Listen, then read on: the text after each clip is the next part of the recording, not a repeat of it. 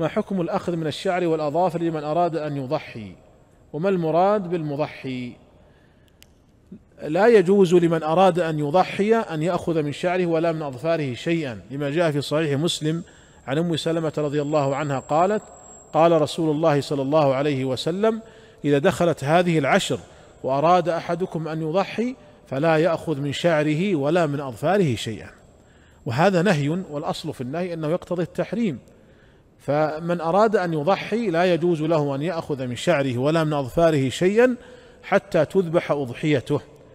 ولكن هذا الحكم خاص بالمضحي ولا يشمل ذلك المضحى عنه، فلو كان رب البيت هو الذي سيضحي عن أسرته فهو الذي لا يأخذ من شعره ولا من أظفاره شيئا، لكن بقية أفراد أسرته يجوز لهم أن يأخذوا من شعورهم ومن أظفارهم، لأن الحكم خاص بالمضحي فقط ولا يشمل المضحى عنه.